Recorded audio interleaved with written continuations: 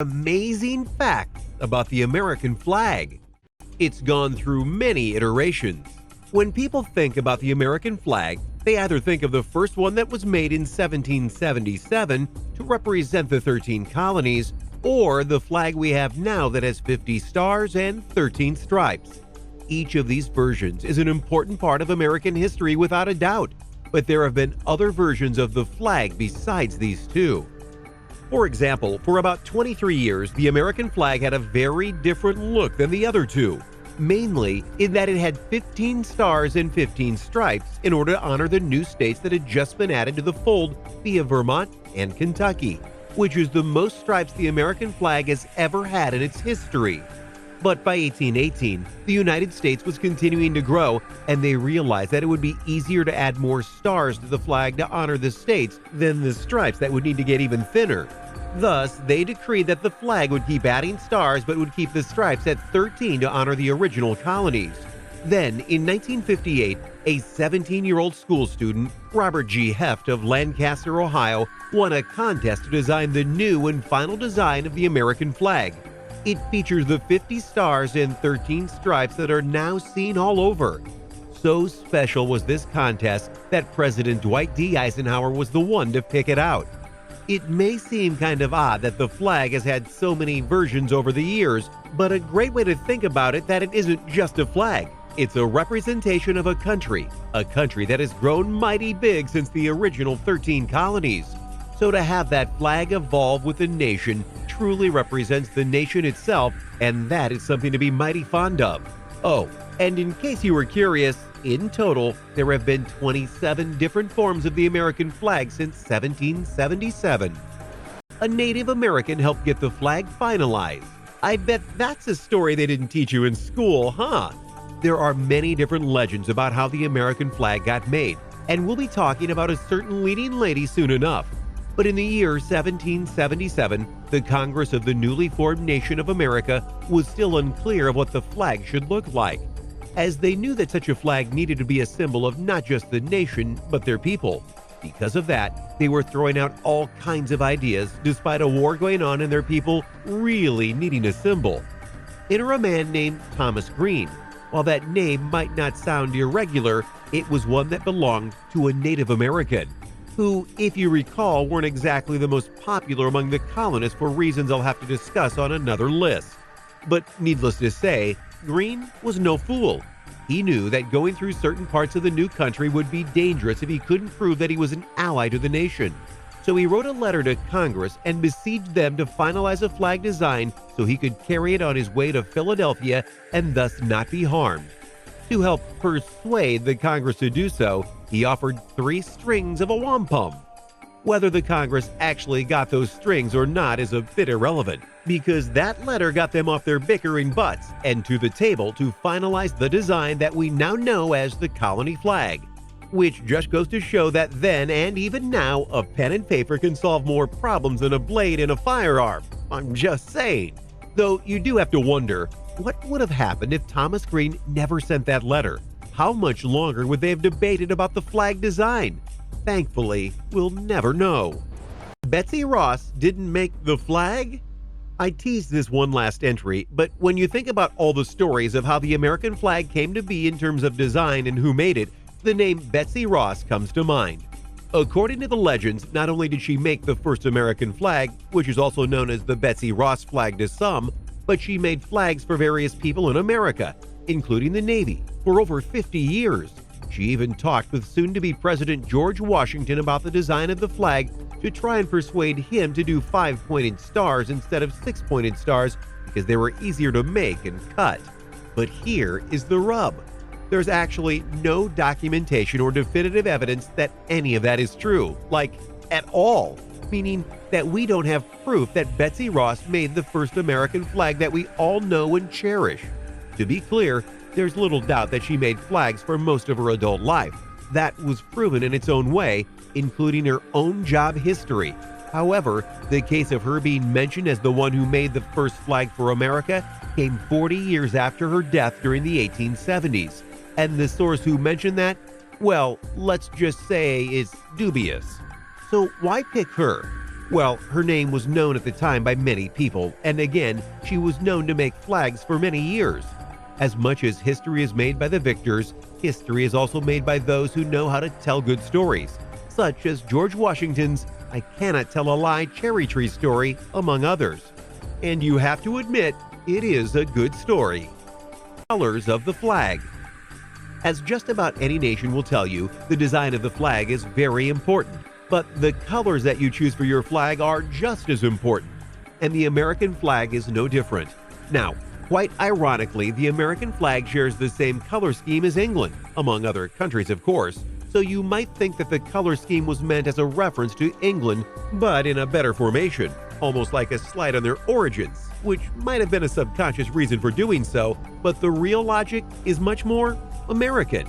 And no, despite what people say, the red and white on the flag does not represent the blood of the people and the color of their skin, though it's easy to see why some would believe that. Rather, it's meant to establish certain virtues and beliefs that the country tried to hold dear. Red is for valor, the ability to show great courage in the face of danger, which of course stood for the courage needed to secede from England and make their own country, as well as to fight them in the field of combat despite the overwhelming odds. White stands for purity, which of course can be taken many different ways, but in this case likely means how America was meant to be purely about the people and not just about a singular ruler. Even as a president, the role of who filled that was determined by the people, thus a purity and purpose-handed role. Blue was to symbolize loyalty as well as justice. The loyalty that the 13 colonies had when they decided to stand against injustice that England was doling out against them, and to fight for what was right and not just do as they were told. It may just seem like colors to those who look upon them, but to the ones who made the flag, they meant so much more. The original Star-Spangled Banner still exists. Francis Scott Key is a man who may have had a terrible night back in 1812. But what he saw that night was forever immortalized via his song, The Star-Spangled Banner. What many don't know is that the flag that he saw that night is actually still around. In fact, it's at the Smithsonian's National Museum of American History. In case you don't know, the flag in question was flown at Fort McHenry in 1812. But Key himself was not at the fort per se when the battle he witnessed took place. Instead, he was on his ship, under close guard of British forces. You see, he had gone to the British to try and release a friend of his who had been arrested by them. While he was able to do so, he had unintentionally learned of the British plan to bombard the fort, which would later be known as the Battle of Baltimore.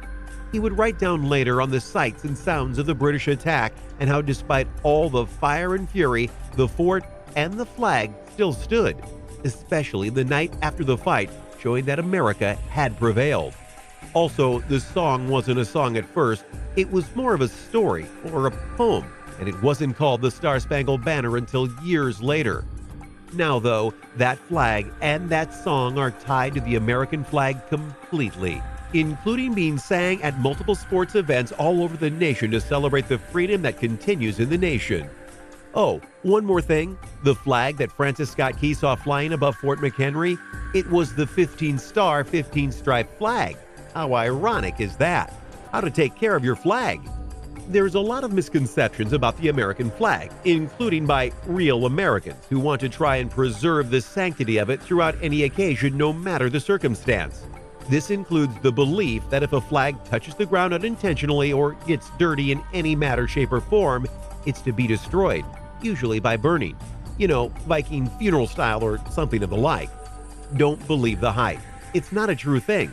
Rather, the only time you're to burn an American flag, in a respectful way of course, is when the flag itself cannot be repaired, such as when it's been torn to shreds via a storm or something happens to it so that it can't be shown in its true glory. Then it can be destroyed in a dignified manner like burning.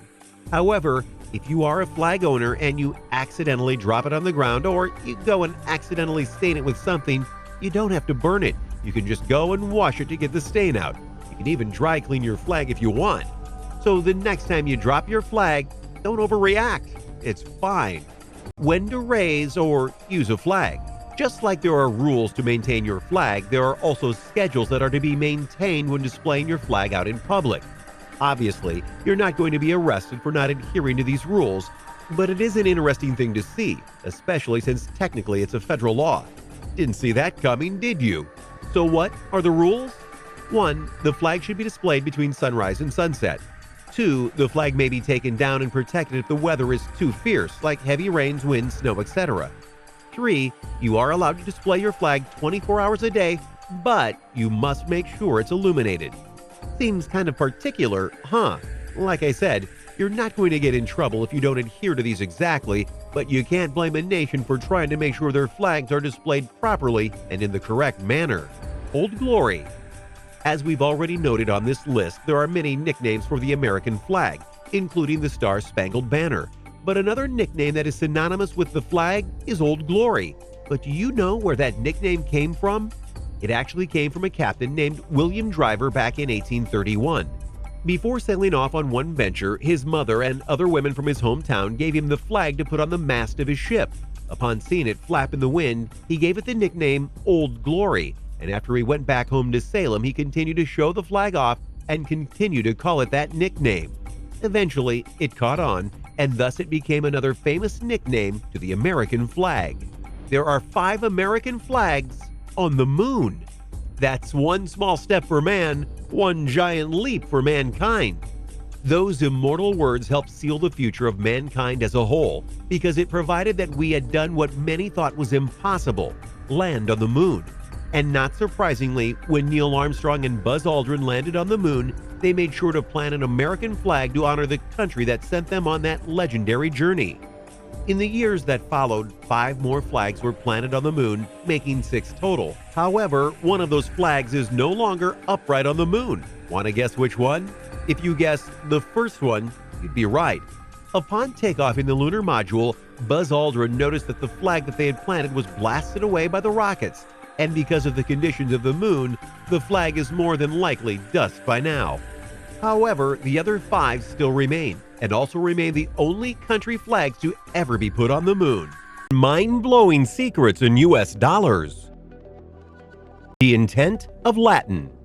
You would think that every detail that was put into something as important as the United States dollar would be checked and rechecked and laid out so that there couldn't be any misinterpretation.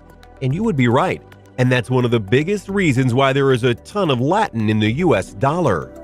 While Latin today is considered a dead language, its remnants are all around us. And while it may be dead now, it certainly wasn't dead when the United States was being born and the first dollars were being made. Back then, Latin was kind of a regal language, and even the founding fathers like George Washington and Alexander Hamilton knew that when it came to speech, people wanted to feel smarter by the words they were saying, a stark contrast to the language of our world right now. I'm just saying. And so putting it on the US dollar helped make it feel more official, more dignified, and special. But more than that, the use of Latin was to help separate the United States and set a higher standard. After all, when the colonies revolted against the Crown and England, they did it so that they could be their own nation. They were the first republic in some time in the world, and the use of Latin was meant to help convey that to the people, to the world, and beyond. And the use of Latin was also a tribute to the past republics, such as the Greek and Roman republics. The Romans were a republic before they became an empire. What's missing in the $5 bill? One of the biggest things that people talk about in the world today are conspiracy theories. You could even point to how there are various shows on the Discovery Channel, History Channel, and more that break down these conspiracy theories and point to whether they are actually credible or they are just the works of the minds of mad men and women. And yes, when it comes to the currency of the United States, many people look to these bills and see all kinds of things that prove that there are indeed conspiracies going on with them. One of the biggest of which is with the $5 bill. If you look at the back of the $5 bill, you're going to see a rather gorgeous picture of the Lincoln Memorial, which is fair because the beloved president was the literal face of the $5 bill. Anyway, if you look at the top part of the monument, you'll notice that there are 26 states listed in the stone. But as people have noted for many years, if this was an accurate depiction, there should be 48 states based on when it was made. Alaska and Hawaii came after the memorial was built. So why is there only 26 when there should be 48? Clearly, this is a sign of something bigger and more, right? Well, no, because the picture of the memorial is 100% accurate in the depiction of the states on the stone. The other 22 states are on the side of the monument and thus couldn't be shown on the $5 bill. So A for effort, conspiracy theorists, but not quite enough to prove a secret meaning on this particular bill. Good luck with your next search, but for the rest of us, there are plenty of other facts to look at. Critters. We're heading back to the $1 bill for this one, and to be fair, this is another conspiracy theory of sorts, but unlike the one with the $5 bill, this one isn't so easy to shoot down with various facts because it's honestly hard to explain what is going on here. So here's what you need to do. Get out a $1 bill and then make sure you're looking at the front of the bill. Now, get a magnifying glass or other scope you may have lying around. I'm sure you'll find something that'll work, and put that scope right over the top right one on the front of the bill. If you look at the upper left-hand corner above the one, you'll see a crescent moon style cutout, and within that cutout is a critter. Now, depending on how you view things, you can see this critter as a bunch of things, and many people have speculated that it could be a plethora of various kinds of animals. But the one that many people consider the most likely and logical is that this is the shape of an owl. That is interesting for numerous reasons, but it doesn't explain why it might be hidden on the $1 bill. A common theory is that the owl is a representation of the Freemasons, a group that had a lot of power back in the earlier days of the United States and still exists to this day. The owl indeed is a symbol of this group, but why it was so secretly placed within the $1 bill is a bit of a curiosity.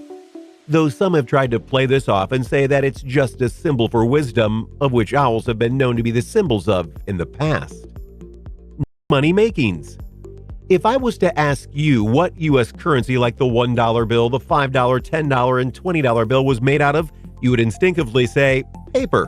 I mean, it's literally referred to as paper money all over the world, and at one time was the most despised kind of currency, but that's another list. And yet, if you were to compare a dollar bill to an actual piece of paper, you're very likely to notice some things that don't add up, including how paper is known to break down over time just from basic wear and tear, whereas money seems to have a much longer lifespan and endurance to such acts. Well, there's a simple truth behind that. Your bills aren't made of paper. Oops. Believe it or not, it's a fusion of cotton and linen, about 75% to 25% in regards to proportions. This fusion allows the bills to last a lot longer. How much longer? Good question. In its current format, the average $1 bill can last for about 6 years if it's put under the basic wear and tear of human life. However, if it were made of regular paper, then it would last at most about 1 year before it would need to be destroyed. Destroyed, you asked? Yes. When bills become too ragged, they're sent back to the U.S. Mint to be destroyed and thus taken out of public circulation. Codes. I'm sure this is already setting off the alarms of conspiracy theorists out there, but sadly, this particular kind of code is not only basic and standard, it's easy to prove. If you look on the front of a bill, no matter its monetary value, you're going to see a stamp on it with the words Federal Reserve on it. This is the actual logo of the Federal Reserve where money is kept and ordered at times. But if you look from bill to bill, you'll notice something a bit odd. Mainly within the seal is a letter, and that letter keeps changing. And if you look at the number to the side of the letter, you'll notice that it keeps changing as well. What does this code mean? Quite simply, it shows you a point of origin. In this case, the origin of the bill in regards to which Federal Reserve ordered the bill to be made. There are 12 reserve banks across the U.S., and the letter-number combination tells you which bank your bill came from. For example, if you have a combination of A1, that bill came from Boston. If you have L12, that one came from San Francisco. You could make this quite the fun project and see if you get bills from all 12 banks. 13. Numbers are obviously a big part of our currency. They not only tell us the monetary value and as just reveal where the bill was ordered from, but it can also give us clues as to whether the bill is real or not. And yet, there are also numbers strewn about the bills that don't seem to have a purpose and thus make it a curiosity for both conspiracy theorists and numerologists. However, there is one number that most everyone can agree upon in regards to its purpose, and that's that the number 13 can be found on these bills, and it was done so intentionally. But why? Isn't 13 an unlucky number? In our culture, it is considered that. But with the Founding Fathers, they had a more personal reason for liking the number 13. After all, there were 13 original colonies. And so, if you look across the bills, you'll see various references to 13, including the eagle seal that has 7 different ways of referencing the 13 colonies. Talk about dedication to the number. Forgeries. One of the worst things that goes on in our world today is that of forgery, and few things are as forged as U.S. currency. After all, if you can pay with fake money, why wouldn't you, right? Well, the government knows this, and they have worked very hard over the years to ensure that they are able to fight these counterfeiters and that the people who handle these bills know what to look for. One of the biggest things that they do is have secret fibers within the bills that certain people know what to look for. When they see these fibers, they can tell it's a real bill. If it's not there, it's a fake. What's more, these fibers are different in color depending on the denomination, and they are put in different spots. So that way, if someone tries to mimic the $100 fiber on a $20 bill, people who know this security system will know it's a fake. And of course, the new $100 bills that have gone into circulation have a very obvious security strip that has been very hard to mimic for counterfeiters. Ironically though, the $1 does not have these kind of strips. That is likely because it would be foolish to make a lot of counterfeit $1 bills, but some are saying this will change in the future.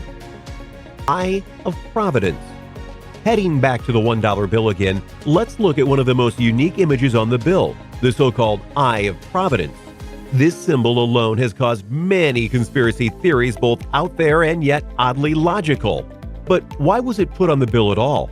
The main reason is that many of the Founding Fathers believed in God, and the Eye of Providence is also known as the Eye of God, and its triangle is a reference to the Holy Trinity of God, Jesus, and the Holy Spirit. Going back to the first entry about Latin, there are phrases on the bill that indicate that God himself is watching over America and its people, and thus he approves of what America did to separate from England. There are also those who believe that the symbol on the dollar proves that America is actually run by the Freemasons, of which several Founding Fathers were confirmed to be a part of the group. One problem, the all-seeing eye was used by the Freemasons after the $1 bill was made. Security stars. As noted earlier, U.S. currency has a ton of ways to protect itself from counterfeiters, but one of them is so deep you could say it reaches the depths of space. Mainly throughout the currency in the world, not just the U.S., you'll find a constellation known as Orion, which is a constellation that is meant to represent the stars of Orion's belt in space, but is also a fusion of it with Euro. But why does this particular constellation find itself on currency all over the world? It's a security system, one that actually prevents people from copying money via printers and various other things. For real, these symbols will be scanned by a printer or other device trying to copy the money, and when it sees or scans the constellation, it'll stop.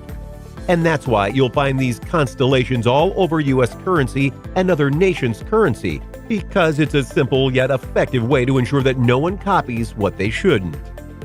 Super Eagle.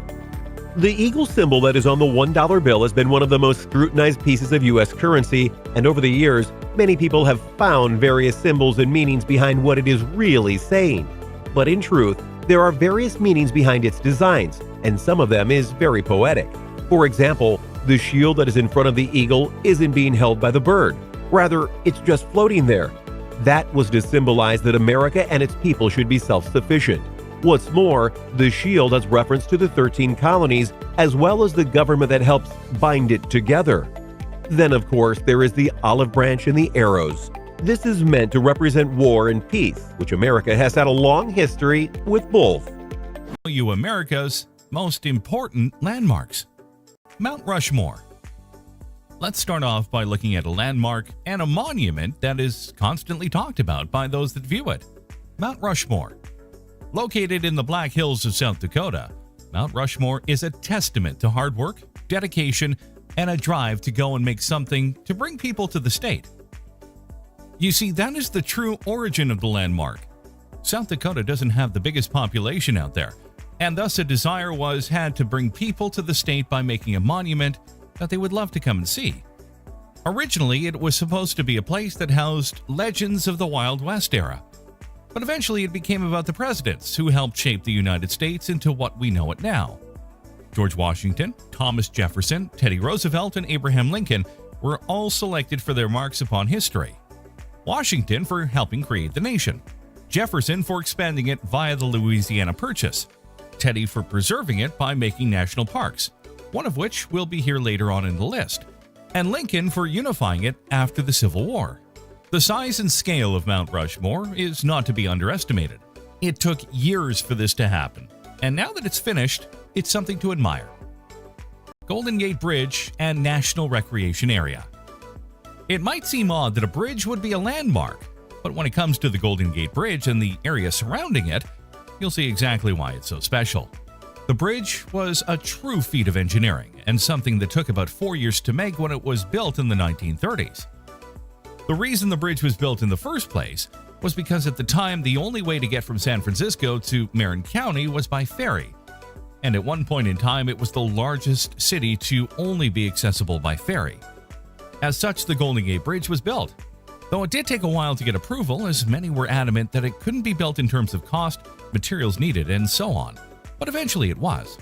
As for the National Recreation Area that is near the bridge, it has over 1,000 animal species and centuries of history spanning from the Native American settlement of California to the bustling metropolis of modern-day San Francisco. No wonder 13 million visit its 80,000 acres every year.